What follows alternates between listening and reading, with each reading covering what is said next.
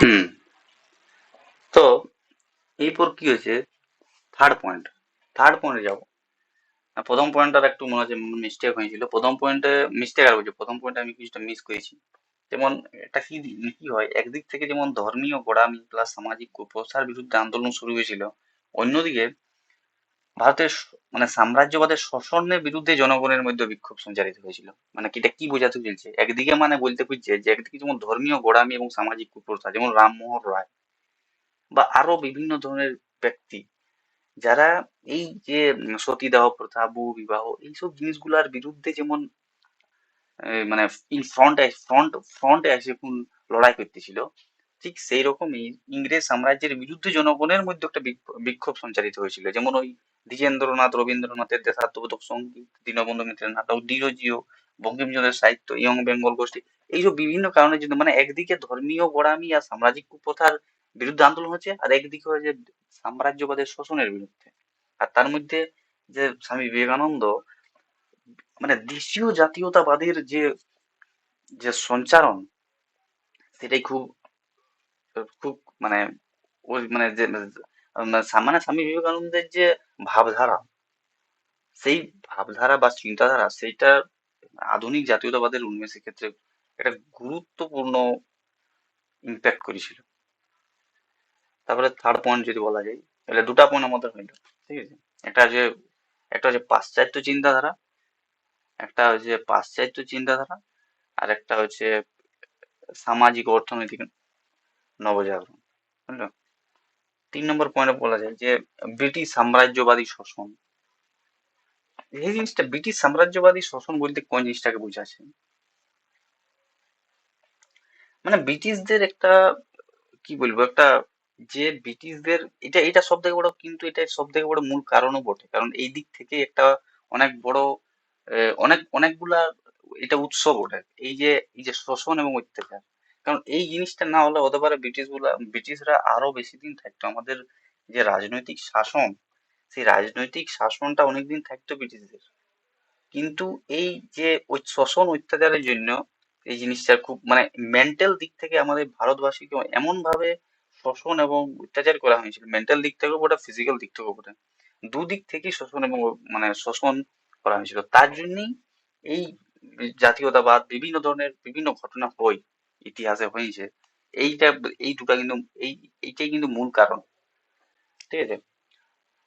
তো ভারতের মধ্যে রাজনৈতিক শাসন ব্যবস্থাকে একদম তেমন ভাবে চালাতে গেলে, মানে রাজনৈতিক শাসন ব্যবস্থাকে ঠিকভাবে চালাতে গেলে, প্লাস যে ভারত থেকে বিভিন্ন ধরনের অর্থ তারা নিয়ে যেত বিদেশে, বিদেশ বলতে ইউরোপে নিয়ে যেত, এবং তাদের এই আমাদের ভারতের অর্থটাই তারা মানে ভারতের অর্থটাই প্লাস ভারতের যে সোনা গয়না এইসব জিনিসগুলো আর কি নিয়ে গিয়ে বিদেশে তারা খুব বেশি দামে বিক্রি করতো, ঠিক আছে। তো এই জিনিসগুলোকে অব্যাহত রাখার জন্য, শাসন ব্যবস্থাকে দৃঢ় রাখার জন্য তারা কি করেছিল, যে বলছে যে এইসব জিনিসগুলো তো অনেক বিকাশ আছে, মানে আমাদের দেশের অনেক অনেক প্রোডাক্ট ছিল, যেমন শিল্প ছিল, কুটির শিল্প ছিল, এইসব জিনিসগুলা বিদেশে কিন্তু ভালো ধরনের বিক্রি হইতো, প্লাস আমাদের দেশেও বিক্রি হইতো। কিন্তু ইংল্যান্ড বা যারা ইংরেজ ইস্ট ইন্ডিয়া কোম্পানি ছিল, তারা তেমন ভাবে জিনিসটা কাজ করেছিল যে যাতে আমাদের দেশের বিভিন্ন কুটির শিল্প এবং দেশীয় শিল্প ধ্বংস হয়ে যায়, এবং তারপর তারা কি করলো যে বিদেশ থেকে রপ্তানি করবো এবং এই দেশে বিকবো, আর এই দেশে বেশি দামে বেশি মূল্যে বিকবো এবং পয়সাগুলো এখান থেকে নিয়ে বিদেশে নিয়ে যাবো, মানে এই ধরনের ভাবধারা ছিল। আর প্লাস ভূমি রাজস্ব তো বৃদ্ধি ছিল, কৃষকদের একদম ঋণগ্রস্ত করে দেওয়া হতো, ঠিক আছে। ঋণ মানে এমন এমন ঋণ দেওয়া হতো যাতে প্রবলেম, কৃষক আর কিছু করতে পারতো না। আর আর্থিক মানে এই দুটার ফলস্বরূপ কি হইলো, এই দুটার ফলস্বরূপ হলো আর্থিক দুর্দশা এবং বেকারত্ব। কারণ তুমি কিছু মানে কারণ ইংরেজরা কুটির শিল্প আর নিজেদের যে দেশীয় শিল্প সেটা ধ্বংস করছে, এবং বিদেশ থেকে নিজেদের পণ্যদ্রব্য রপ্তানি করে আমাদের দেশে বিকছে, যাতে জিনিসগুলা আমরা পয়সাটা দিই এবং ইকোনমি দিক থেকে আমরা আরো ডাউন হয়ে যাই। আর এতটা ডাউন হয়ে গেলি যে যেখানে আর্থিক দুর্দশা এবং বেকারত্ব হয়ে গেছে দেশে, প্লাস জনসংখ্যা অনেক বেশি, সেটা বুঝতে হবে। তো সেই হিসাবে যেমন বিভিন্ন ধরনের লোক বলেছিল সেই সময়কার সময় বলেছিল, যেমন দাদাভাই নৌরোজি যেটা বলেছিল যে আমাদের দেশে যে দুর্নীতি মানে আমাদের দেশের যে অবস্থা আর্থিক দুর্দশা বেকারত্বের যে কারণগুলা, তার মেন কারণটাই হচ্ছে অর্থনৈতিক লুণ্ঠন বা নীতি। অ্যানি বেসান্ত সেই সেই সেম সেই সেম জিনিস বলেছে যে প্রচুর যে ধন সম্পদ লুণ্ঠন করে নিয়ে যাওয়া, এই জিনিসটা খুব ইম্প্যাক্ট করলো আমাদের মানে ভারতকে। এটি এই সেই সময়কার সময় এই কথাগুলো তারা বলেছিল। তারপরে প্লাস তো এটা আছে ইংরেজদের বর্ণ বৈষম্য নীতি, কারণ এটা এখনকার নিউজে শুনতে পাওয়া যায় মানে শুনতে পাওয়া যায় যে বিদেশে ব্ল্যাক হোয়াইট এইসব জিনিসগুলোর একটা ইয়ে আছে। তো তো এই যে কালারের দিক থেকে বটে, প্লাস স্ট্যান্ডার্ড দিক থেকে বলা হয় যে স্ট্যান্ডার্ড, যে আমার একটা স্ট্যান্ডার্ড আছে, সেই দিক থেকেও একটা ডিফারেন্স ক্রিয়েট করে তারা নিজেরাই ক্রিয়েট করেছিল এই জিনিসগুলো। অ্যাকচুয়ালি তো মানুষ সবাই সমান, জাস্ট কেউ কারো কম পয়সা কারো বেশি পয়সা আর কি। তাছাড়া কি পয়সার বিনিময় মানে পয়সার নিয়মে কখনো কাউকে অমনি ভাবে বিবেচনা করা যায় না যে পয়সা বা বেশি। কারো কোনোদিন হতে পারে কমও থাকতে পারে, কারো বেশি হতে পারে, তাইলে তখন তখন তো স্ট্যাটাসটা চেঞ্জ হয়ে যাবে। তাহলে সেই পয়সার কখনো স্ট্যাটাস চেঞ্জ করে না, মেন্টালিটি ওর স্ট্যাটাস চেঞ্জ করে দিবে। কারণ মানুষের একটা মেন্টালিটি খুব জরুরি। তো সেটা ছাড়ো, সেটা আমাদের মূল পয়েন্ট আসতে হবে যে বর্ণ বৈষম্য নীতি। ইংরেজদের যে শাসক বর্গ, মানে ইংরেজরা যে শাসন করতো, তো ভারতীয় যে কেমন ভাবে তারা একদম মানে ডিসরিগার্ড করে দিত জিনিসগুলোকে। ডিসরিগার্ড মানে যেমন কেমন, যেমন যেমন যদি কোনো গভর্নমেন্ট যে হায়ার পোস্টে যেতে চায় সেই সময় ডিসরিগার্ড করে দিল। মানে জাস্ট কোনো কোর্টে গেলেই কোর্টে ভারতীয়দের ইন্ডিয়ানদের কোনো কোর্টের কোনো উম, কোনো বিচার হইল না এই জিনিসগুলার। ঠিক আছে, সেই রকম ভাবে। আর প্লাস বলছো যে রঙের একটা ভেদাভেদ আছে, বর্ণ বৈষম্য ভেদাভেদ আছে। ঠিক আছে, তো এর এর জন্য ভারতীয়দের মনে বা ভারতীয়দের যে চিন্তাধারা সেটা ইংরেজদের নিয়ে অনেকটা চেঞ্জ হতে লাগলো, যে ইয়ারা ইংরেজরা ভারতের ক্ষেত্রে ভালো নয়, অ্যাকচুয়ালি এটা খারাপ। তারপরে ইংরেজদের যেমন ইংরেজ হলে যেমন ইলবার্ট বিল পাস করেছিল, সেটার ক্ষেত্রেও একটা ইম্প্যাক্ট। মানে এইসব যে ধারণা, মানে এইসব জিনিসগুলা সেই সময়কার ভারতীয়দের মনে বা মাথায় এই জিনিসগুলাকে পুরো খেলাতে লাগলো, কারণ এই জিনিসগুলো তো একটা ইম্প্যাক্ট করবে ব্রেনে। তো সেই লাগলো তখন থেকে বুঝতে পারলো যে আমাদের দেশকে এই দিক থেকে বাঁচাতে হবে। আমাদের দেশ, আমাদের মানুষ থাকবে না থাকবে সারাদিন দেশ থাকা যায়। তো সেই রকম যে এই যে চিন্তাধারা বা ন্যাশনালিজম বলে যে জিনিসটা, যে শব্দটা, সেই জিনিসটা সেই সময়কার থেকে উদ্ভব হতে শুরু করেছিল বা শুরু হয়ে গেছে বা শুরু হয়ে গেছিল। জাস্ট ওয়াইড লেভেলে সেই জিনিসটা পৌঁছিতেই হবে এইসব মানে এইসব জিনিসগুলোর জন্য। তারপরে দমন নীতি, মানে লর্ড লিটনের যে দমন পীড়ন নীতি সেটা তো সবাই জানে। তারপরে অধ্যাপক অমলেশ ত্রিপাঠী লর্ড কার্জনির চরম প্রতিকার, যেমন মানে ইন্ধন যোগী যে মানে অমলেশ ত্রিপাঠী এটা বলছে যে যে এই যে কার্জনের যে চরমপন্থী নীতি সেটা খুব ইম্প্যাক্ট করছে। তারপরে রাজনৈতিক প্রশাসনিক ঐক্য। ঠিক আছে, যেমন মানে কি বলবো যে প্রশাসনিক কাঠামো চালাবার জন্য ইংরেজ সরকার বিভিন্ন ধরনের বিচার ব্যবস্থা, মুদ্রা ব্যবস্থা, আইন ব্যবস্থা এইসব জিনিসগুলো গড়ে তুলেছিল। মানে তার ফলে কি হয়েছিল যে বিভিন্ন আমাদের দেশের ভিতরে বিভিন্ন মানুষের মধ্যে একটা সংযোগ গড়ে উঠেছিল, যে এই মানে শাসনের বিরুদ্ধে ভারতবাসীদের যে অসন্তোষ বা বিদেশ একটা ঘনীভূত হয়েছিল। মানে প্রশাসনিক দিক থেকেও তারা ভালো বুদ্ধি ছিল না, রাজনৈতিক দিক থেকেও ভালো নয়, প্লাস ওদের ইংরেজের যে চিন্তাধারা ভারতীয়দের নিয়ে সেটাও কোনো পজিটিভ চিন্তাধারা ছিল। মানে এই জিনিসগুলাকে খুব ইম্প্যাক্ট করলো ভারতীয়দের, এবং তাদের তখন এটা বুঝতে পারলো যে এরা আমাদের দেশের ক্ষেত্রে ভালো নয়। এরপর থেকেই জাতীয়তাবাদের উন্মেষ, প্লাস গান্ধীজি আছে। তো গান্ধীজির একটা চ্যাপ্টার থাকে, কারণ গান্ধীজি খুব ইম্প্যাক্ট করেছিল এইসব জিনিসগুলো। হ্যাঁ, তারপরে সংবাদপত্র বটে, কারণ তখনকার সময়ে সংবাদপত্র বিভিন্ন মানে এখনকার যে মানে এখন তো পেড নিউজ হয়ে গেছে অনেকটা, কিন্তু আগে সেই জিনিসগুলো ছিল না। আগে তো জাস্ট স্বাধীনভাবে সেই জিনিসগুলাকে প্রকাশ করা হতো।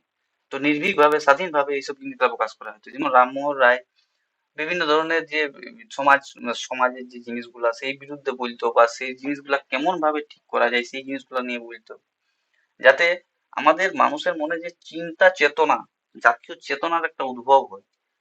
ঠিক আছে, কিন্তু কেউ সেই জিনিসটা জানতো না যে আমরা জাতীয় চেতনার উদ্ভব করছি, কিন্তু সেই সিনারিও গুলা, এইসব যে জিনিসগুলা ঘটছে সেই সিনারিও গুলার জন্যই তৈরি হয়ে গেল আমাদের ভারতের যে জাতীয়তাবাদের উন্মেষ এবং বিকাশ, এর মানে এই যে সিনারিও, তো কোনো জিনিস নিজের থেকে তৈরি করা যায়নি বা অটোমেটিক তৈরি হয়নি, এই সিনারিও, কিছু সিনারিও জিনিসগুলো তৈরি করে।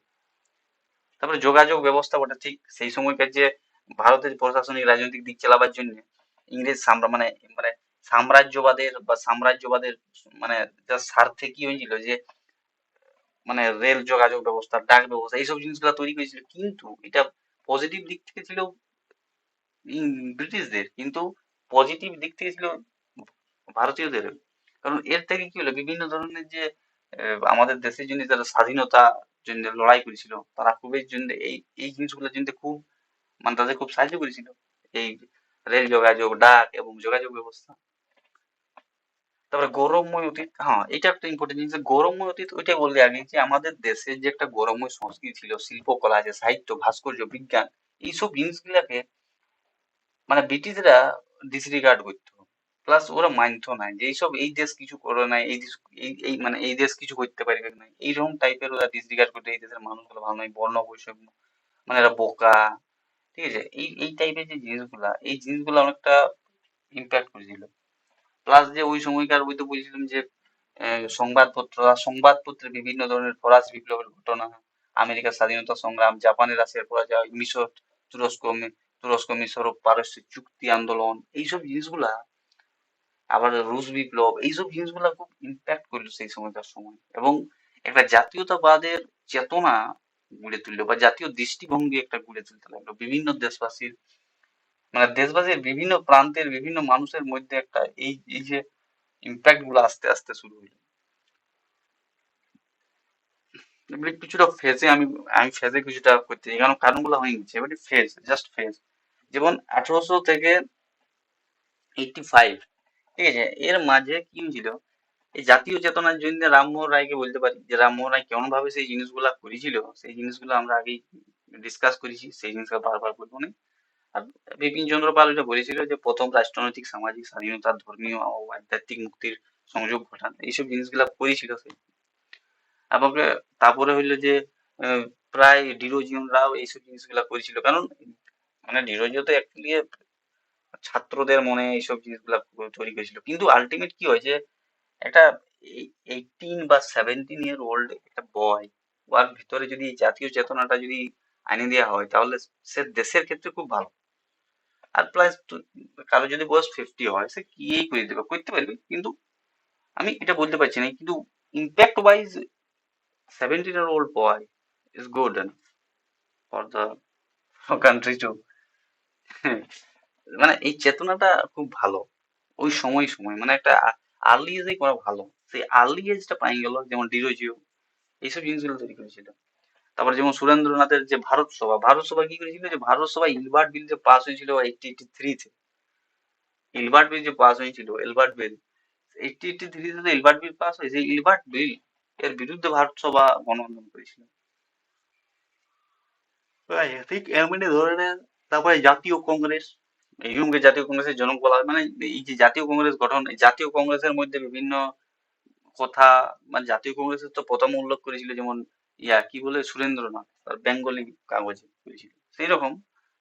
আর কিন্তু জাতীয় কংগ্রেসের একটা প্রথম প্রথম যে কারণটা, প্রথম প্রায় নরমপন্থী, মানে ওরা জাস্ট সরকারের, যে ব্রিটিশ সরকারের বিরুদ্ধে কিছু কিছু কথা বলতো, কিন্তু ওই সরকারি কাজকর্ম গুলার বিরুদ্ধেই ওরা মানে করতো, যে এটা খারাপ আছে, এটাকে ভালো করতে হবে, বেশি মানে হার্ড হইতো না জিনিসগুলো, জাস্ট নর্মাল ভাবে নরমপন্থী রূপে জিনিসগুলোকে করতো। যেমন সুরেন্দ্রনাথ বন্দ্যোপাধ্যায়, উমেশ চন্দ্র বন্দ্যোপাধ্যায়, গোপাল কৃষ্ণ গোখলে, ফিরোজ শাহ মেহতা, বরউদ্দিন তায়েবজি, দাদাভাই নৌরোজি, এগুলো নরমপন্থী ছিল।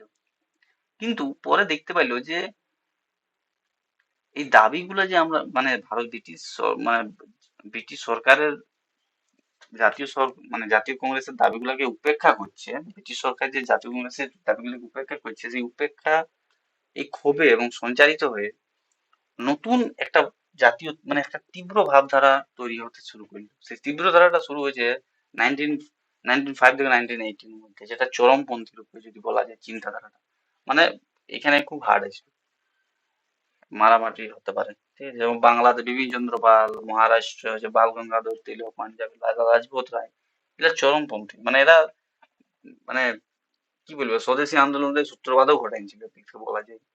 ঠিক আছে, আর পূর্ণ স্বরাজ এই সময় এইসব জিনিসগুলা ঘটছে, এই সময় জিনিসগুলা, এই সিনারিও গুলা আস্তে আস্তে চেঞ্জ হচ্ছে। তারপর গান্ধীজির আগমন, 1990, গান্ধীজির যোগদান, সত্যাগ্রহ আন্দোলন, অসহযোগ আন্দোলন, বামপন্থী আন্দোলন, মানে বামপন্থী আন্দোলনের উদ্ভব, তারপরে জাতীয় কংগ্রেসের যে লাহোর অধিবেশনে পূর্ণ স্বরাজ, এসব যে সিনারিও, এই যে ঘটনাগুলা, এই ঘটনাগুলোর মধ্যে ভারতীয়দের জাতীয় চেতনার উদ্ভব শুরু হয়ে গেছে এখানে। সাইমন কমিশনের প্রতিবাদে সারা দেশের যে গণ আন্দোলন, এইসব জিনিসগুলা ইম্প্যাক্ট করছে। ভারত ছাড়ো আন্দোলন, ঠিক এইভাবে জিনিসগুলা আস্তে আস্তে, তাহলে মূল যে আমি যদি কি পয়েন্ট ভাবা যায়, তাহলে স্লোলি স্লোলি জাতীয়তাবাদের বিকাশ হয়েছিল আমাদের দেশে। ঠিক আছে, এমনি হয় না যে একদিনের মধ্যেই সেই জিনিসগুলো হয়েছে, খুব ইম্প্যাক্ট ওয়াইজ, খুব স্লোলি স্লোলি। কারণ একটা একটা দেশের মানুষের মেন্টালিটি, একটা দেশের মানুষের যে মানে কি বলবো, মেন্টাল দিক থেকে, খুব মেন্টাল দিক থেকে কোনো জিনিসকে বদলাতা খুব অতটা সোজা জিনিস নয়। সেই জিনিসটাকে চেঞ্জ করতে অনেক সময় লাগে, অত জলদি কখনো চেঞ্জ হবে না। এমনটা নয় যে কিছু বই পড়ে দিলেই কিছু মেন্টালিটি চেঞ্জ হয়ে যাবে, হতে পারে আবার ওয়ার্কে চেঞ্জ হতে পারে, কিন্তু মেন্টালিটিটা সেম থাকবে। সেই রকমই বলছে যে ভারতে যে পাশ্চাত্য শিক্ষা, চিন্তাধারা এবং সামাজিক নবজাগরণ, এইসব জিনিসগুলো একটা ইম্প্যাক্ট করেছিল। এবং ব্রিটিশদের যে শোষণ, সেটা ইম্প্যাক্ট করেছিল। বর্ণ বৈষম্য ইম্প্যাক্ট করেছিল। ইংরেজের দমন নীতি, অ্যাকচুয়ালি যদি ভাবা যায় না তো, খুব তিন চারটা কারণ আছে যেগুলো খুব ইম্প্যাক্ট করবে। একটা হচ্ছে পাশ্চাত্য শিক্ষা, এক নম্বর। আর দু নম্বর হচ্ছে যে সাম্রাজ্যবাদী শোষণ, অত্যাচার। কারণ এই দুটার মধ্যে অনেক বড় বড় জিনিস লুকাই আছে। আর যোগাযোগ ব্যবস্থা, এই তিনটা, এই তিনটার মধ্যে খুব বড় বড় জিনিস, মানে মানে এইগুলার থেকে সূত্রপাত বলা যায় যে বাকিগুলো। কারণ পাশ্চাত্য শিক্ষা চিন্তাধারা যখনই আসবে, তখনই তারা প্রত্যেকটা জিনিসকে কোশ্চেন করবে যে ব্রিটিশ এই যে একটা নতুন রুল আনলো, কেনে আনলো, কেনে কি কাজে দিবে আমাদের, কি করবে। কারণ এই পাশ্চাত্য শিক্ষার জন্য এইসব জিনিসগুলো হবে। কিন্তু আবার সেকেন্ড, আবার আবার এটা এটা হয়ে গেল পাশ্চাত্য শিক্ষা। সেকেন্ড এটা হচ্ছে যে পাশ্চাত্য শিক্ষা যখনই আইলো, তখনই বুঝতে পারলো যে সাম্রাজ্যবাদী এরা তো শোষণ করছে, আমাদের দেশ থেকে বিভিন্ন ধরনের মালপত্র নিয়ে আসছে, বিদেশ থেকে আনছে, আর আমাদের দেশগুলোকে বন্ধ করছে। মানে এটা তো আমাদের দেশে শোষণ হচ্ছে, প্লাস আমাদের দেশ থেকে বিভিন্ন ধরনের কর আদায় করছে, অত্যাচার করছে। মানে মানুষের মেন্টালিটি চেঞ্জ হচ্ছে আস্তে আস্তে। তো এইসব জিনিসগুলো তারা বুঝতে পারলো। আবার যোগাযোগ ব্যবস্থা একটা ইম্প্যাক্ট করেছে। মানে এইসব ধীরে ধীরে ধীরে ধীরে জিনিসগুলো কখনো জলদি হয়নি, অনেক ধীরে হয়েছে যার কাজটা। ঠিক আছে, ঠিকই মনে, আশা মনে করি এটা ঠিকই হয়েছে, কোনো খারাপ করিনি। বেশিরভাগ মানে এই জিনিসগুলো আমি বেশি ডিসকাস করতে চাই না, বেশি ডিসকাস মানে আমি জাস্ট বুঝা দেখি, পয়েন্ট গুলো বুঝা দেখি। বইটা পড়ে শুধু কোনো লাভ নেই, পয়েন্ট গুলো জানতে হবে ভালো।